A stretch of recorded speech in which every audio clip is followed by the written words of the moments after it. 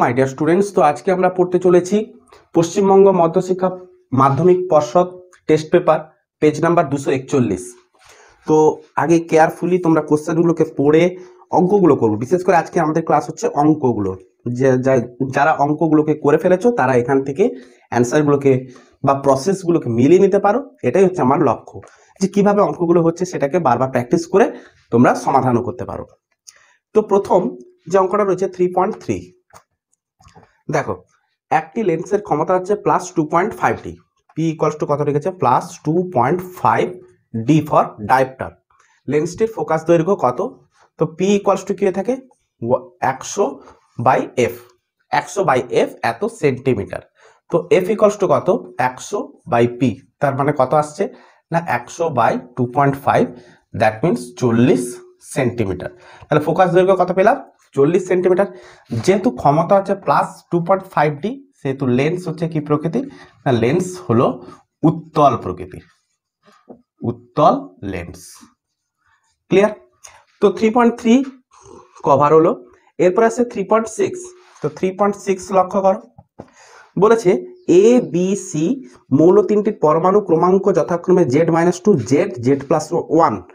এদের মধ্যে B helium ব্যতীত অন্য একটি নিষ্ক্রিয় মৌল, হিলিয়াম নেওয়া যাবে না, অন্য কোনো একটা নিষ্ক্রিয় মৌল, এ ও সি এর মধ্যে কি ধরনের বন্ধন সৃষ্টি হবে? এ ও সি এর দ্বারা গঠিত যৌগের সংকেত কি? আচ্ছা, তাহলে এ বি আর সি তিনটা মৌল। তো বি হচ্ছে হিলিয়াম ব্যতীত, একটা নিষ্ক্রিয় মৌল আমি মনে মনে ধরে নিলাম এটা হচ্ছে আর্গন। মনে মনে তোমরা যেটা খুশি ধরতে পারো। তাহলে বি এর পরমাণু ক্রমাঙ্ক কত ছিল জেড, তাহলে আর্গনের পরমাণু ক্রমাঙ্ক কত থাকে 18। তাহলে আর্গনের জেড ইকুয়ালস টু আমি কত ধরতে পারি 18। আচ্ছা, তাহলে এর ক্ষেত্রে পরমাণু ক্রমাঙ্ক কত Z-2, তার মানে এর পরমাণু ক্রমাঙ্ক কত 18 - 2 মানে হচ্ছে 16। আচ্ছা, সি এর ক্ষেত্রে কত না সি বলেছে Z+1, তার মানে সি এর পরমাণু ক্রমাঙ্ক কত হবে 19, 18 + 1 সমান হচ্ছে 19। তাহলে এ মৌলটার ক্ষেত্রে ইলেকট্রন বিন্যাস যদি আমি করে নিই 2, 8, 6, আর সি এর ক্ষেত্রে যদি ইলেকট্রন বিন্যাস করে নিই 2, 8, 8, 1। ক্লিয়ার হয়েছে? এবারে বি তো নিষ্ক্রিয় মৌল আগে থেকে বলে দিয়েছে, তাহলে এ আর সি এর মধ্যে যদি রাসায়নিক বন্ধন সৃষ্টি হয় তাহলে কিভাবে সৃষ্টি হবে? দেখো এ মৌলের ক্ষেত্রে কটা ইলেকট্রন প্রয়োজন না দুটো ইলেকট্রন হলে এর নিষ্ক্রিয় মৌলের ইলেকট্রন বিন্যাস লাভ করবে +2 যদি করতে পারি। আর সি কি করবে না সি একটা ইলেকট্রন বর্জন করবে। তাহলে সি এর কাছে বহিস্থ কক্ষে একটা ইলেকট্রন আছে, কিন্তু এর কটা প্রয়োজন দুটো ইলেকট্রন প্রয়োজন। তাহলে দুটো সি যদি আমি নিতে পারি তাহলে দুটো ইলেকট্রন এ পেয়ে যেতে পারবে। তাহলে সি যদি আমার কাছে দুটো হয় তাহলে সি এর সর্ববহিস্থ কক্ষপথে কটা ইলেকট্রন আছে একটা, সি এর সর্ববহিস্থ কক্ষপথে কটা ইলেকট্রন আছে একটা, এর সর্ববহিস্থ কক্ষপথে কটা ইলেকট্রন আছে 6টা, 1, 2, 3, 4, 5, 6। তাহলে সি কি করলো এই ইলেকট্রনটা এ কে দিল, এই সি কি করলো এই ইলেকট্রনটা এ কে দিল। ক্লিয়ার হয়েছে? তাহলে এ মৌলের ক্ষেত্রে এ কটা ইলেকট্রন পেয়ে গেল দুটো ইলেকট্রন পেয়ে গেল, নিষ্ক্রিয় মৌলের আকার ধারণ করলো। সি কি করলো দুটো সি এক একটা করে ইলেকট্রন বর্জন করে দিয়ে 2, 8, 8 এইটুকু ইলেকট্রন বিন্যাস লাভ করলো। ক্লিয়ার হয়েছে? আর্গনের মতো ইলেকট্রন বিন্যাস লাভ করলো। তাহলে এরা কি ধরনের বন্ধন গঠন করেছে না এটা হচ্ছে তড়িৎ যোজী বন্ধন, তড়িৎ যোজী বন্ধন। ক্লিয়ার? তাহলে যৌগটার সংকেত কি দাঁড়াচ্ছে? যেহেতু সি কি করছে ইলেকট্রন বর্জন করেছে, সেহেতু সি কি করেছে ইলেকট্রন বর্জন করেছে, তাহলে সি +2 দুটো ইলেকট্রন বর্জন করেছে, দুটো সি দুটো ইলেকট্রন বর্জন করেছে। এ কি করেছে না দুটো ইলেকট্রন গ্রহণ করেছে -2। তাহলে এই দুটো আয়ন এরা পরস্পর কি হবে যুক্ত হবে। তাহলে যুক্ত হয়ে যে যৌগটা গঠন করবে C2A। তাহলে যৌগটার সংকেত কি দাঁড়ালো C2A। ক্লিয়ার করতে পারলাম? নেক্সট আসছে দেখো 4.2, আমি সব অঙ্কগুলোকে দাগ দিয়ে রেখেছি। নেক্সট আসছে দেখো 4.2। 4.2 লক্ষ্য করো, দেখো 4.2 তে দেওয়া আছে কি হাইড্রোজেন পারঅক্সাইডের বিয়োজনে জল ও অক্সিজেন গ্যাস উৎপন্ন হয়। হাইড্রোজেন পারঅক্সাইডের বিয়োজনে হাইড্রোজেন পারঅক্সাইডের সংকেত কি H2O2, কি উৎপন্ন হচ্ছে জল আর অক্সিজেন। ক্লিয়ার? তো এই যে সমীকরণটা পেয়েছি এই সমীকরণটাকে আগে আমাকে ব্যালেন্স করে নিতে হবে। তো ব্যালেন্স আমি কি করে করব? দেখো এই পাশে দুটো হাইড্রোজেন পরমাণু, এই পাশে দুটো হাইড্রোজেন, এবারে দুটো অক্সিজেন পরমাণু, এই পাশে হচ্ছে তিনটে অক্সিজেন পরমাণু। তাহলে একটা 2 যদি এ পাশে দিই, একটা 2 যদি এ পাশে দিই, তাহলে কি অবস্থায় দাঁড়ায়? চারটা হাইড্রোজেন পরমাণু, চারটা হাইড্রোজেন পরমাণু, চারটা অক্সিজেন পরমাণু, চারটা অক্সিজেন পরমাণু। তাহলে তীর চিহ্নটাকে আমি মুছে সমান চিহ্ন দিতে পারি। ক্লিয়ার হয়েছে? এবারে বলেছে কি, তাহলে আগে ব্যালেন্স ট্র্যাক পর্যন্ত তোমাকে এগাতে হবে। এরপরে বলেছে 6.8 গ্রাম H2O2 সম্পূর্ণ বিয়োজনে যে পরিমাণ অক্সিজেন গ্যাস উৎপন্ন করে তার ভর, এসটিপিতে তার আয়তন নির্ণয় করো। এসটিপিতে তার আয়তন নির্ণয় করো। আচ্ছা, তো বিশুদ্ধ সমীকরণ আমাকে নির্দেশ করাচ্ছে যে এত গ্রাম H2O2 এত গ্রাম O2 উৎপন্ন করে। তাহলে ভরটা কত এর? 2 ইন্টু H2 মানে দুটো হাইড্রোজেন পরমাণু প্লাস অক্সিজেন হচ্ছে কত? দুটো অক্সিজেন পরমাণু, 16 গুণিতক 2 ব্র্যাকেট দিয়ে লিখে নিলাম। 2 ইন্টু 2 প্লাস 32, তার মানে 34, 34 দুনে 68। তো 68 গ্রাম H2O2 কত গ্রাম অক্সিজেন উৎপন্ন করছে? না 32 গ্রাম অক্সিজেন উৎপন্ন করে। ক্লিয়ার হয়েছে? তাহলে কত গ্রাম? 68 গ্রাম। তাহলে 6.8 গ্রাম। তাহলে এবারে লিখব 68 গ্রাম H2O2 অক্সিজেন উৎপন্ন করে, অক্সিজেন গ্যাস উৎপন্ন করে কত? না 32 গ্রাম। তাহলে 1 গ্রাম H2O2 কত করবে? না 32 বাই 68। 6.8 গ্রাম H2O2 কত করবে? না 32 ইন্টু 6.8 ডিভাইড বাই 68। তো পয়েন্ট একটা যদি উঠিয়ে দিই তাহলে কত আসে? 3.2 গ্রাম অক্সিজেন উৎপন্ন করছে। তাহলে অক্সিজেনের ভর আমরা পেয়ে গেলাম। তাহলে কত গ্রাম অক্সিজেন গ্যাস উৎপন্ন হলো তার ভর আমরা পেয়ে গেলাম যে 3.2 গ্রাম। এবারে বলেছে এসটিপিতে তার আয়তন কত? এসটিপিতে, তাহলে এসটিপিতে এর আয়তন আমরা কি করে বার করব? এসটিপিতে তার আয়তন দেখো, এসটিপিতে তার আয়তন কত হবে? 3.2 গ্রাম অক্সিজেনের আয়তন কত হবে? দেখো এবারে হচ্ছে কি না, অক্সিজেনের আণবিক ভর কত তোমাকে জানতে হবে। অক্সিজেনের আণবিক ভর কত হয়? না 32 গ্রাম। ক্লিয়ার? গ্রাম আণবিক ভর, ডেফিনেটলি এটাকে লিখো গ্রাম আণবিক ভর। তাহলে 32 গ্রাম অক্সিজেনের আয়তন কত? 32 গ্রাম অক্সিজেনের আয়তন এসটিপিতে, আয়তন এসটিপিতে কত হয়? না 22.4 লিটার। তাহলে একে কত হয়? না 22.4 ডিভাইড বাই 32। 3.2 গ্রাম যে ভরটা আমরা পেলাম তারতে কত হবে? না 22.4 গুণিতক 3.2 ডিভাইড বাই 32। তাহলে পয়েন্টকে যদি আমরা একটা তুলে দিই, তাহলে কত দাঁড়ায়? 32 কে 32 cancel, 2.24 litre. 2.24 litre. Clear? Clear? অঙ্কটা এবার বোঝা গেছে? খুব সুন্দরভাবে বোঝা গেছে। এটা গ্রাফ করে দিই, এটা নিশ্চয়ই তোলা হয়ে গেছে। আচ্ছা, নেক্সট অঙ্ক দেখো, আমরা এখানটায় বসে থাকতে পারবো না, আমাকে পরপর এগিয়ে যেতে হবে, কারণ ভিডিও লেন্থ বড় হয়ে যাবে। তোমরা পজ করে তাকে তুলতে পারো, দেখতে পারো, ইত্যাদি অনেক কিছু করা যেতে পারে। নেক্সট কোশ্চেন 4.2 কভার হলো। এরপরে আসছে দেখো 4.2 এর অথবা কোশ্চেনও রয়েছে। 4.2 এর অথবা কোশ্চেন, দেখো 126 গ্রাম MgCO3 এর সঙ্গে অতিরিক্ত লঘু HCl এর বিক্রিয়া ঘটানো হলো, কত গ্রাম CO2 উৎপন্ন হবে, কত মোল CO2 উৎপন্ন হবে, এসটিপিতে CO2 এর আয়তন কত? দেখো MgCO3 এর সাথে HCl এর বিক্রিয়ায় কি উৎপন্ন হয়? দেখো MgCl2 first plus CO2 plus H2O। আচ্ছা, এটাকে যদি আমরা ব্যালেন্স করে নিই, একটা 2 দিলাম, আগে আমার অ্যারো চিহ্ন থাকবে, আগে আমি এখানে 2 দিলাম, তাহলে 2 দিলে দুটো হাইড্রোজেন পরমাণু, অক্সিজেন কটা হয়েছে দেখো, 3টা অক্সিজেন পরমাণু, এপাশেও 3টা অক্সিজেন পরমাণু, MgCl2 দুটো পরমাণু, Cl2 দুটো পরমাণু, সবগুলো ক্লিয়ার হয়ে গেছে। তাহলে এবারে অ্যারো চিহ্নকে আমি কি করতে পারি? সমান চিহ্নে কনভার্ট করতে পারি। ক্লিয়ার করতে পেরেছি, তাই না? আচ্ছা, নেক্সট বলেছে দেখো, এবারে বলেছে যে 126 গ্রাম MgCO3 এর সঙ্গে কত গ্রাম CO2। তাহলে MgCO3 এর সাথে CO2 এর সম্পর্ক আমাকে তৈরি করতে বলছে। তাহলে MgCO3, এর আণবিক গুরুত্ব কত হয়ে থাকে? 24। প্লাস কার্বন কত, কার্বন হচ্ছে 12, অক্সিজেন কত হয়ে থাকে 3 × 16, 3টা অক্সিজেন পরমাণু, থার্ড ব্র্যাকেট দিয়ে ক্লোজ করে দিলাম। ক্লিয়ার হয়েছে? নেক্সট এর পরের লাইন কি আসছে 24 প্লাস 12 প্লাস 48 সমান কত আসছে 60, 24, 84 গ্রাম MgCO3। CO2 কত উৎপন্ন হচ্ছে 12 প্লাস 32 সমান হচ্ছে 44 গ্রাম। তাহলে 84 গ্রাম MgCO3 44 গ্রাম CO2 উৎপন্ন করে।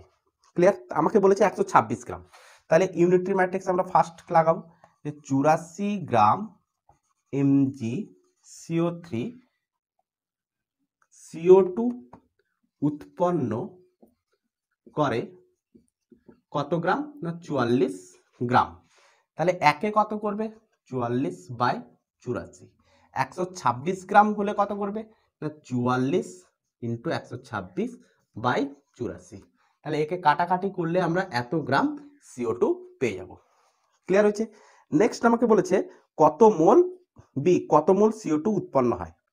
তাহলে এই গ্রামটাকে আমরা মোলেও কনভার্ট করতে পারি। কেমন করে? নেক্সট কোশ্চেন দেখো। আরে এটাকে একটু সহজ করে নিলে হলো, সহজ করে দিতে হবে নাকি। 2 2 এটা হচ্ছে 2 22। ক্লিয়ার? 22 হচ্ছে তো, 2 2 দিনে 24, 22 কি করে হলো, এটা হচ্ছে 42, তাই না 42। আচ্ছা আবার কাটি 11, এটা কাটলাম 2 1, তাই না। আচ্ছা এবারে কাটছে 3 3 7 21, 3 4 12, 3 2 6, 742। তাহলে কত গ্রাম পেলাম 66 গ্রাম, 11 × 6 66 গ্রাম। আচ্ছা এবারে দেখো 44 গ্রাম CO2 হলো 1 মোল। 44 গ্রাম কি করে পেলাম দেখো, CO2 সমান কত হয় 12 প্লাস 32 সমান হচ্ছে কত 44 গ্রাম। তাহলে CO2 এর আণবিক গুরুত্ব হচ্ছে কত 44 গ্রাম, গ্রাম আণবিক ভর। তাহলে গ্রাম আণবিক ভরকে আমরা বলে থাকি কি 1 মোল। তাহলে 44 গ্রাম CO2 হলো 1 মোল। 66 গ্রাম সমান কত হবে, তাহলে 1/44 × 66। তাহলে 11 4 44, 11 6 66, 2 2 4, 2 3 6, 3 2, তাহলে 1.5 মোল। ক্লিয়ার হলো? তারপরে কোশ্চেন বলেছে এসটিপি তে CO2 এর আয়তন কত। তাহলে এই CO2 এর আয়তন কত পাবো এসটিপি তে এর আয়তন। 3 নম্বর কোশ্চেন, এসটিপি তে এর আয়তন কত হবে। দেখো এই 66 গ্রাম CO2 এর আয়তন কত হবে। দেখো 44 গ্রামের আয়তন কত হয় 22.4 লিটার। তাহলে একে কত হবে 22.4/44। 66 গ্রামে কত হবে, এটা গ্রাম, 66 গ্রামে কত হবে না 22.4 × 66/44। তাহলে একে আমরা কাটাকাটি করলে যেটা পাবো তত লিটার। ক্লিয়ার হয়েছে? ক্লিয়ার হয়েছে? রাব করি এবারে নেক্সট অঙ্কে এগাই। এরপর আসছে দেখো 4.3, রাব করলাম এ সাইডেরটা। নেক্সট কোশ্চেন 4.3,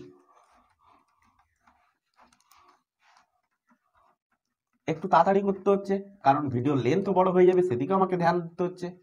তোমরা তো বেশিক্ষণ ধৈর্য নিয়ে বসতেও পারবে না। দেখো 4. এটা 4.2 গেল, 4.3।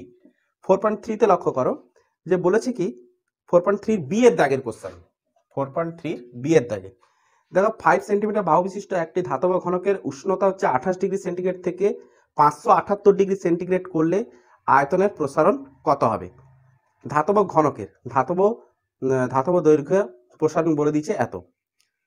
5 সেন্টিমিটার থেকে কত করা হয়েছে 5 সেন্টিমিটার থেকে 28 ডিগ্রি সেন্টিগ্রেড করলে 5 সেন্টিমিটার বাহু বিশিষ্ট একটি ধাতব ঘনকে এত থেকে এত করা হলো। তাহলে আলফা বলে রেখেছে, আলফা কত বলে রেখেছে 17 গুণিতক 10⁻⁻6 হয়েছে। আচ্ছা এবারে বলেছে যে আলফা ইকুয়ালস টু কত বলেছে, আলফা ইকুয়ালস টু বলে রেখেছে যে L2 - L1 divide alpha equals to কত L2 - L1 × L1 × T2 - T1। Clear? আচ্ছা উষ্ণতা কত করেছে 28 থেকে 578। তো ফাইনালি আমরা তার আয়তনটা জানি না, ফাইনালি তার আয়তনটা আমাকে বার করতে বলেছে। আচ্ছা দৈর্ঘ্য প্রসারণ গুণাঙ্ক দিয়ে রেখেছে। আচ্ছা, আলফা হচ্ছে কত 17 গুণিতক 10⁻⁻6 L2 আমাকে বার করতে হবে মাইনাস L1 কত বলে রেখেছে 5 সেন্টিমিটার 5 ডিভাইডেড বাই L1 হচ্ছে 5 ইন্টু T2 মাইনাস T1 হচ্ছে কত 28 না T2 মাইনাস T1 হচ্ছে 578 মাইনাস 28 T2 হচ্ছে 578 মাইনাস 28। তাহলে একে আমরা একটু সলভ করে নেব, আগে আমরা একটু সলভ করে নেব দিয়ে L2 এর মানটা বার করে নেব। সলভ করার জন্য আমি একটু ক্যালকুলেটর নিচ্ছি, তো ক্যালকুলেটর সাহায্যে সলভ করছি কেন দ্রুত হবে। তো 578 মাইনাস 28 গুণিতক 5 গুণিতক 1.7 into 10 to the power minus 6 equals to বেরিয়েছে 4.675 ইন্টু 10 টু মাইনাস 3। আচ্ছা, এটাকে গুণ করা হলো, এবারে মাইনাস 5টা এই পাশে আসবে, প্লাস 5 সমান কত আসছে 5. L2 সমান কত আসছে 5.004675 এত সেন্টিমিটার, তো L2 বেরিয়ে গেল। তো L2 যখন বেরিয়ে গেছে ওই ঘনকের আমাকে কি বলেছে, ঘনকের আয়তন বার করতে বলেছে, তাই না? আয়তনের প্রসারণ কত হবে, তাহলে আয়তনের প্রসারণ, তাহলে ঘনকের আয়তন আমাকে বার করতে বলেছে, আয়তনের প্রসারণ কত হবে। তাহলে প্রথমে আমি যদি আয়তন ধরি V1, তো V1 কত হবে 5 এর কিউব, ঘনকের বাহুর দৈর্ঘ্য কত হচ্ছে L1 এর কিউব করলে কত হচ্ছে 5 এর কিউব। আচ্ছা V2 কত না V2 হচ্ছে L2 এর কিউব, তার মানে 5 ইন্টু 0.04675 এর কিউব। ক্লিয়ার? তাহলে প্রসারণ কত হচ্ছে না V2 মাইনাস V1, তাহলে এটা থেকে এটা আমি কি করব বাদ দিয়ে দেবো 5.00467 এর কিউব মাইনাস 5 কিউব, তাহলে এই দুটোকে আমি কি করব বাদ দিয়ে দেবো। তাহলে আমি একটু লিখে নিই 5.00467 এর কিউব হলে কত হচ্ছে 125.3509529 মাইনাস 5 এর কিউব কত হয় 125 মাইনাস 125 সমান কত আসছে, এটা হচ্ছে আয়তনের প্রসারণ, ক্লিয়ার? এই পরিমাণ আয়তনের প্রসারণ হলো। নেক্সট কোশ্চেন তোমরা লক্ষ্য করো, ক্যালকুলেটরটা আমি রেখে দিই, সমাধান যদি আসে তাহলে ক্যালকুলেটর ইউজ করবো, এই পাশটা আমি রাফ করে দিলাম। নেক্সট কোশ্চেন, তোমরা কোশ্চেনটাকে পড়ো, আগে কোশ্চেনটাকে পড়ো। দাগ নম্বর হচ্ছে 4.3 অথবা কোশ্চেন, 4.3 অথবা,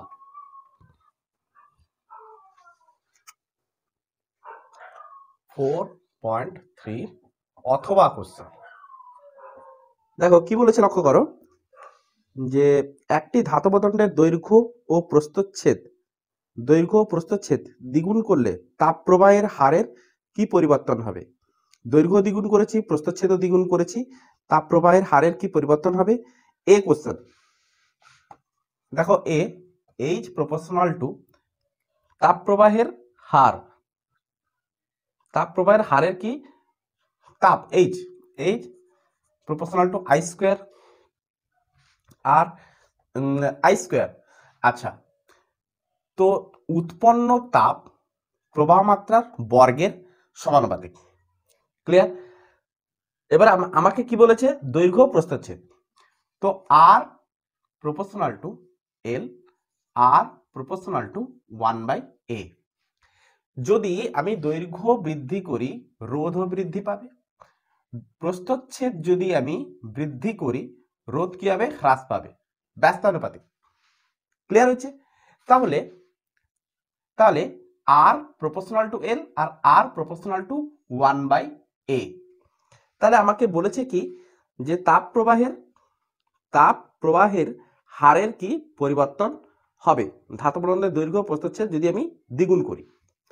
তাহলে আগে ছিল L, দেখো ফর্মুলা মেনটেন করি, H proportional to I square, উৎপন্ন তাপ H proportional to R, H proportional to কি বলেছে টি, তাহলে আমরা কি জানি H equals to I square R T. এটা হচ্ছে কোন ফর্মুলা? এটা হচ্ছে তাপপ্রবাহের এসআই ফর্মুলা। আচ্ছা, এখান থেকে আমরা কি পাই? আর প্রপোর্শনাল টু এল বাই এ। তো সমানুপাতিক চিহ্ন ওঠাতে যদি যায়, আমি একটা ধ্রুবক পদ আনি, সেটাকে আমাকে বলা আছে রোধাঙ্ক। তাহলে ইনিশিয়ালি তাপ কত প্রবাহিত হচ্ছিল? যে আই স্কোয়ার আর এর ভ্যালু যদি আমি বসিয়ে দিই rho L by A into T, তার মানে কত পাচ্ছি? I square rho L T by A. তাহলে এটা হচ্ছে প্রাথমিক ক্ষেত্রে তাপপ্রবাহ। প্রাথমিক ক্ষেত্রে তাপপ্রবাহের হার বলা মানে কি? যে একে সময় দিয়ে আমাকে কি করতে হবে? ভাগ করতে হবে। তাহলে এইচ বাই টি এটা হচ্ছে তাপপ্রবাহের হার। তাপ প্রবাহের হার সময় দ্বারা ভাগ করলে আমরা কি পেয়ে যাই? ওই তার যে 1 সেকেন্ডে কি পরিমাণ তাপ প্রবাহিত হচ্ছে, তাই না? তো এটা হচ্ছে প্রাথমিক ক্ষেত্রে। দ্বিতীয় ক্ষেত্রে আমাকে কি বলেছে? এই এল আমাকে কি বলেছে? দ্বিগুণ করতে বলেছে, দৈর্ঘ্য দ্বিগুণ। তাহলে এটা হচ্ছে প্রাথমিক ক্ষেত্রে আর1 ছিল, এটা হচ্ছে প্রাথমিক ক্ষেত্রে আর1 ছিল। তাহলে ওই আর1 এর ভ্যালু বসে আমি এই পেয়েছি। দ্বিতীয় ক্ষেত্রে আর2 ইকুয়াল টু কত? দেখো রোধাঙ্কের তো কোনো পরিবর্তন হবে না, দৈর্ঘ্য কি করেছি? দ্বিগুণ করেছি। প্রস্থচ্ছেদ কি করেছি? প্রস্থচ্ছেদও আমি দ্বিগুণ করেছি, তার মানে 2a করেছি। তাহলে 2 কে 2 ক্যান্সেল, দৈর্ঘ্য দ্বিগুণ প্রস্থচ্ছেদও দ্বিগুণ, তার মানে আর2 ইকুয়াল টু কত আসছে? Rho L by A. তাহলে দ্বিতীয় ক্ষেত্রে h2 বাই টি যদি আমি বার করি, তাহলে কত পাবো? আগে h2 টা বার করে নাও। h2 ইকুয়াল টু কত? না I square R two into T. তাহলে h2 by T equals to কত? I square into rho L by A. Clear? তাহলে h2 by T equal to কত? I square rho L by A. তাহলে প্রথম ক্ষেত্রেও যা ছিল দ্বিতীয় ক্ষেত্রেও তাই, তার মানে তাপপ্রবাহের হারের কোনো পরিবর্তন হবে না। তাহলে অতএব তাপ প্রবাহের হারের কোনো পরিবর্তন হবে না। ক্লিয়ার হয়েছে? নেক্সট কোশ্চেনের দিকে এগোই। দেখো 4.5 এ লক্ষ্য করো। সাইডটা আপ করে দিচ্ছি।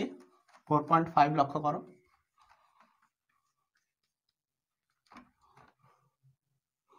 ফোর পয়েন্ট ফাইভ এর কোশ্চেনটা পড়ো, নিজের আগে সলভ করার চেষ্টা করো, তারপরে এখানটায় দেখো। দেখো 4.5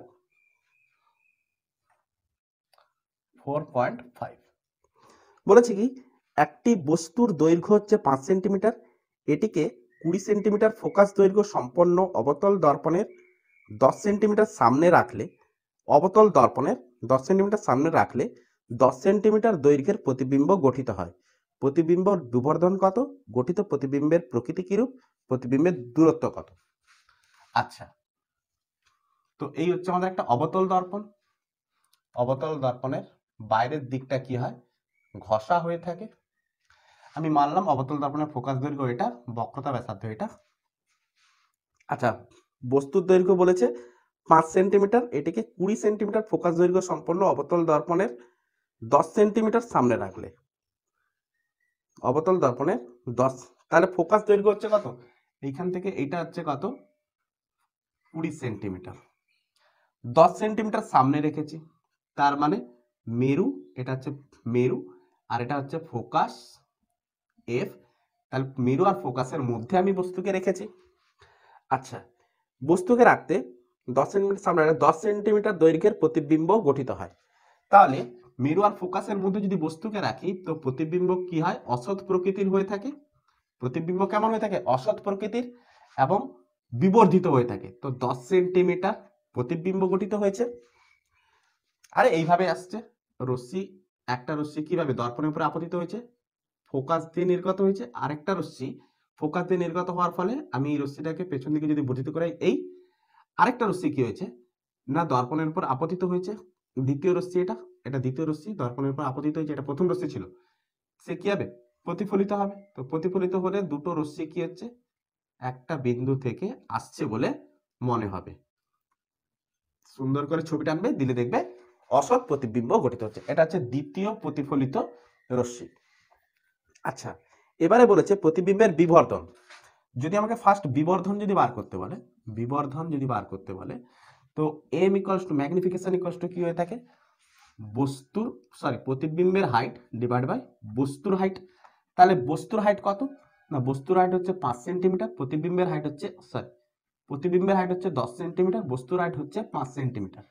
তার মানে বিবর্ধন হচ্ছে কত, 2। তাহলে দুগুণ বিবর্ধিত প্রতিবিম্ব আমরা পেয়েছি। গঠিত প্রতিবিম্বের প্রকৃতি কিরূপ, না প্রকৃতি লিখবো না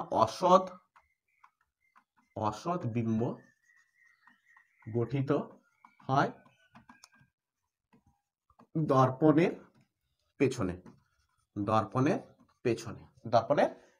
মানে বস্তু দর্পণের যে সাইডে অবস্থান করছে, প্রতিবিম্ব তার ব্যাক সাইডে।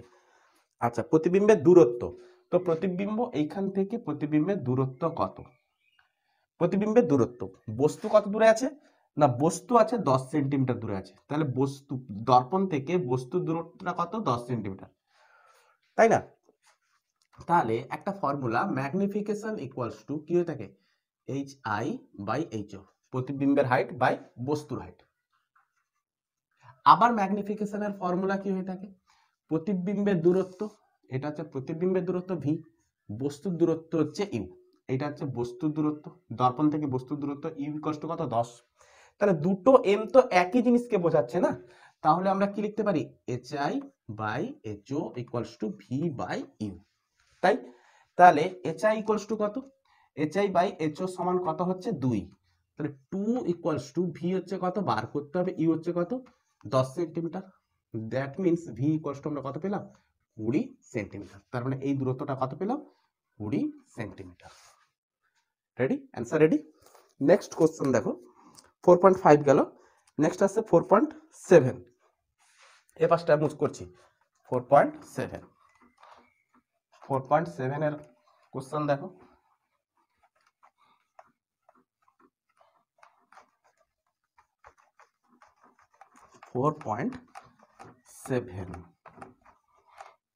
তাই না?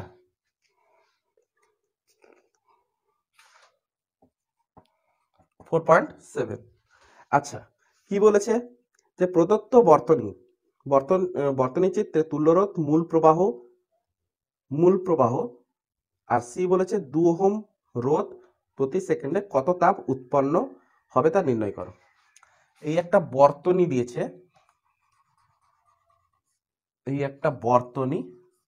দুটো রোধ, এটা হচ্ছে 2 ওহম, এটা হচ্ছে 6 ওহম, এটা হচ্ছে 2 ওহম, এটা হচ্ছে 6 ওহম।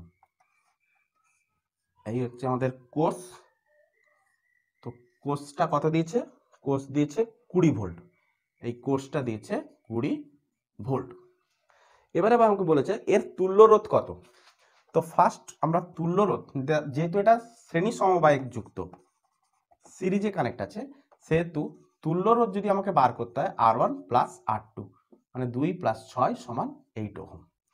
আচ্ছা, এরপরে বলেছি মূল প্রবাহ কত, দ্বিতীয় কোশ্চেন বলেছে মূল প্রবাহ, যে এখান থেকে কি পরিমাণ তড়িৎ নির্গত হচ্ছে। তাহলে এর ইকুইভ্যালেন্ট ফর্ম মানে সিরিজ মানে সার্কিট যদি আমরা দেখতে চাই, তাহলে আমরা কি দেখব, এইরকমই দেখব। তাহলে এটা হচ্ছে 20 ভোল্ট, এটা হচ্ছে 8 ওহম। তাহলে কি পরিমাণ তড়িৎ প্রবাহিত হচ্ছে, ওহমের সূত্রকে যদি আমি কাজে লাগাই, ভি ইকুয়ালস টু IR ফর্মুলাকে কাজে লাগাই, তো I equals to V by R. তো ভি হচ্ছে এখান থেকে আমি ধরবো 20 ভোল্ট, আর হচ্ছে কত 8 ওহম। তার মানে এখান থেকে আমি কত পেয়েছি, 8 দুনে 16.5 এত অ্যাম্পিয়ার তড়িৎ প্রবাহিত হচ্ছে। থার্ড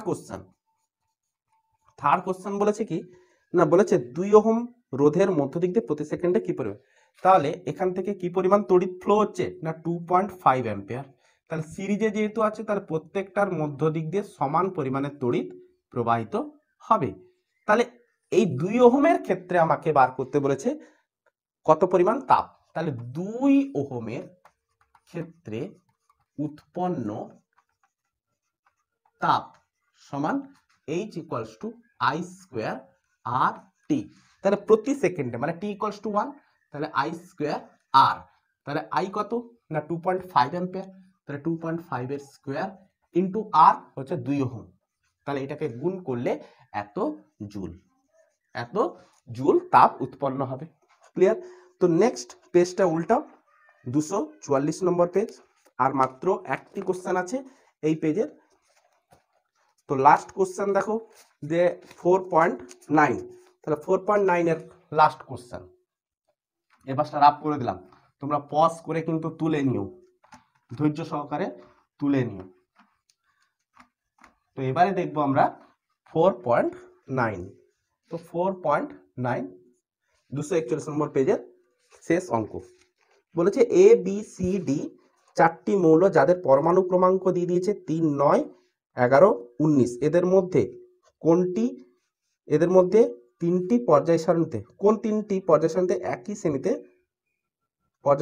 একই শ্রেণীতে অবস্থিত। আচ্ছা আগে দেখে নেওয়া যাক এ বি সি ডি তিনটা মৌল যাদের পরমাণু ক্রমাঙ্ক একটা 3, একটা 9, একটার 11, একটার 19। তাহলে এদের আগে ইলেকট্রন বিন্যাসটা করে নিই। তাহলে 2, 1, তাহলে এটা হচ্ছে কে এল এম এন, তারপরে যদি আসে তো করব। এবারে বি মৌলের ক্ষেত্রে দেখো 2, 7, সি মৌলের ক্ষেত্রে দেখো 2, 8, 1, ডি মৌলের ক্ষেত্রে 2, 8, 8, 1। ক্লিয়ার? তো এগুলির মধ্যে কোন তিনটি পর্যায় সারণীতে একই শ্রেণীতে অবস্থিত। তাহলে একই শ্রেণীতে কি করে আমরা পাবো, দেখো এর সর্ববস্থ কক্ষপথে কটা ইলেকট্রন আছে, এর সর্ববস্থ কক্ষপথ, আচ্ছা এইটা হচ্ছে তো পর্যায়, আমি 4টা পর্যায় আপাতত নিয়ে নিলাম। এটা হচ্ছে প্রথম, দ্বিতীয়, তৃতীয়, হয়েছে। এটা হচ্ছে প্রথম শ্রেণী, দ্বিতীয়, তৃতীয়, এটা হচ্ছে প্রথম পর্যায়, এটা হচ্ছে দ্বিতীয় পর্যায়, তৃতীয়, চতুর্থ। ক্লিয়ার হয়েছে? তাহলে দ্বিতীয় পর্যায়ের আরে কে এল দুটো কক্ষ মানে হচ্ছে দ্বিতীয় পর্যায়ে, সর্বস্থ কক্ষপথে একটা ইলেকট্রন আছে, তার মানে প্রথম মৌল হবে, প্রথম শ্রেণীতে অবস্থান করবে। তাহলে এইখানটা কি অবস্থান করছে এ। ক্লিয়ার হয়েছে? এবারে বি কোথায় অবস্থান করছে না, সর্বস্থ কক্ষপথে 7টা ইলেকট্রন আছে, তার 7-এর সাথে আমাকে কত যোগ করতে হয়, 10 যোগ করতে হয়, তারপরে 17। তাহলে আমি ধরে নিলাম এইখানে কোথাও একটা 17 নম্বর শ্রেণী। তাহলে বি মৌলটা দ্বিতীয় পর্যায়ের 17 নম্বর শ্রেণীতে অবস্থান করছে। সি মৌলের ক্ষেত্রে লক্ষ্য করো তৃতীয় পর্যায়ে কটা কক্ষ আছে, 3টা, তাহলে তৃতীয় পর্যায়ের প্রথম শ্রেণীতে অবস্থান করছে। আর ডি মৌল কোথায় অবস্থান করছে, চতুর্থ পর্যায়ের প্রথম শ্রেণীতে অবস্থান করছে ডি মৌল। তাহলে কোন তিনটি পর্যায় সারণীর একই শ্রেণীতে অবস্থান করছে, তো ফার্স্ট অ্যান্সার আমি এর পাশে রাফ করে দিই, দিলে দেখিয়ে করতে সুবিধা হবে। এটা তোলা হয়ে গেছে, পজ করে একটু তুলে নিও।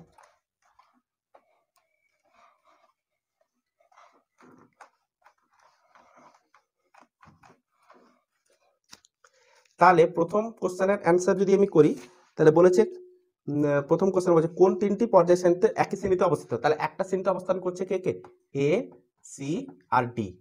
তারপরে সেকেন্ড অ্যান্সার কি আসবে, দ্বিতীয় অ্যান্সার কোনটির আয়নাইজেশন শক্তি সবচেয়ে কম।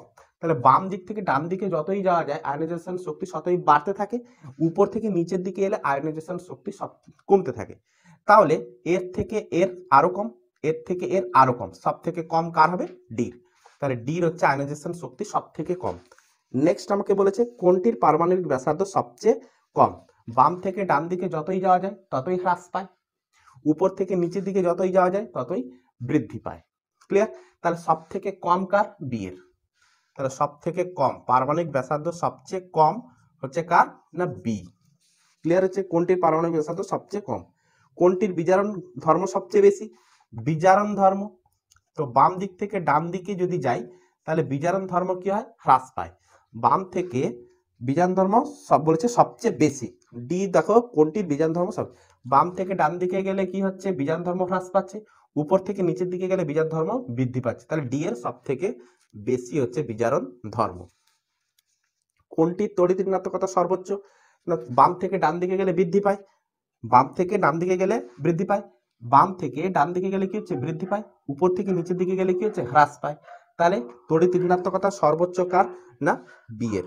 তাহলে তড়িৎ ঋণাত্মকতা 5 নম্বর যদি আমি দেখি, তড়িৎ ঋণাত্মকতা সর্বোচ্চ হচ্ছে কার, না বি, অলরেডি বি। এবারে বলেছে কোনটির জারণ ক্ষমতা সবচেয়ে বেশি, জারণ ক্ষমতা 6 নম্বর। জারণ ক্ষমতা যদি আমি দেখি কটা হলো, 6টা। জারণ ক্ষমতা বাম থেকে ডান দিকে যতই যাওয়া যায় জারণ ক্ষমতা ততই বৃদ্ধি পায়, বাম থেকে ডান দিকে যতই যাওয়া যায় জারণ ক্ষমতা ততই বৃদ্ধি পায়, উপর থেকে নিচের দিকে গেলে জারণ ক্ষমতা হ্রাস পায়। তাহলে সব থেকে বেশি কার হবে? বি এর। জারণ ক্ষমতা সবচেয়ে বেশি হচ্ছে কার? বি। ক্লিয়ার হয়েছে? তো আজকের মতো এতটুকুই থাকলো। আই হোপ তোমরা এটুকু ভালোভাবে বুঝতে পেরেছো। 241 নম্বর পেজ আমরা কভার করেছি। নেক্সট আমরা করব 245 নম্বর পেজ। তো মন দিয়ে ভালো করে পড়াশোনা চালিয়ে যাও। Best of luck. Good evening.